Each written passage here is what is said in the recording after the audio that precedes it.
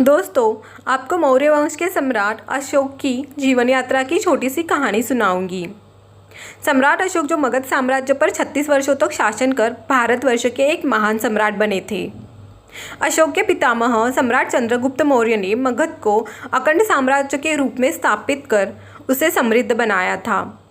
उनके सिंहासन त्याग के पश्चात जब उनके पुत्र बिंदुसार सम्राट बने तो मगध पर आधिपत्य स्थापित करने के लिए कई शत्रु आतुर हो उठे थे। सिकंदर के सेनापति सेल्यूकस निकेटर की बेटी हेलेना और सम्राट चंद्रगुप्त के बीच हुए वैवाहिक गठबंधन के पश्चात मगध वंश में कई शत्रु भीतर तक घुसपैठ कर चुके थे, किंतु बाहरी शत्रुओं से अधिक समस्या थी आंतरिक शत्रुओं की। सम्राट चंद्रगुप्त मौर्य और रानी दुर्धरा के पुत्र बिंदुसार बने मगध के अगले उत्तराधिकारी और चक्रवर्ती सम्राट अशोक बने सम्राट बिंदुसार तथा रानी धर्मा के उत्तराधिकारी। वे मौर्य राजवंश के सबसे शक्तिशाली और प्रतापी सम्राट कहलाए, जिन्होंने अखंड भारत की स्थापना की। सम्राट अशोक ने आंतरिक शत्रुओं पर विजय प्राप्त कर मगध साम्राज्य को खंडित होने से बचाया था। उन्हें देवानाम प्रिय अशोक कहते थे। देवानाम प्रिय का अर्थ है जो देवों को प्रिय हो। उन्हें चक्रवर्ती भी कहा गया था, जिसका अर्थ है सम्राटों के सम्राट। सम्राट अशोक ने बौद्ध धर्म का प्रचार किया था। वे बिंदुसार तथा रानी धर्मा के पुत्र थे और महान सम्राट चंद्रगुप्त मौर्य के पौत्र थे। बचपन से ही सम्राट अशोक अपने सारे भाइयों में राज्य विद्या और शास्त्र विद्या में निपुण थे।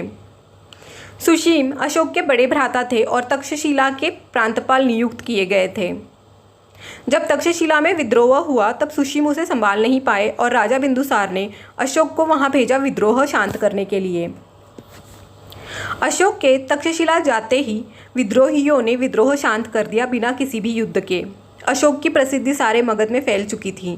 राज्याभिषेक होने के बाद उन्होंने कलिंग पे आक्रमण किया और जीत हासिल की। इस युद्ध में बहुत ज़्यादा नरसंहार हुआ और ये जानकर सम्राट अशोक द्रवित हो गए थे। इसके पश्चात सम्राट अशोक ने शांति, सामाजिक प्रगति तथा धर्म का प्रचार किया। अंत में उन्होंने बौद्ध धर्म स्वीकार कर लिया था। उन्होंने शिकार तथा पशु हत्या करना छोड़ दिया। उन्होंने धर्म यात्राओं से बौद्ध धर्म का प्रचार किया और अपनी माँ की शिक्षा का भी प्रचार किया था। अहिंसा, शांति और सत्य की शिक्षा दी। अशोक काल में निर्माण हुआ अशोक चिन्ह आज भारत का राष्ट्रीय चिन्ह है। वे मौर्य वंश के सबसे शक्तिशाली और प्रतापी सम्राट कहलाए। धन्यवाद।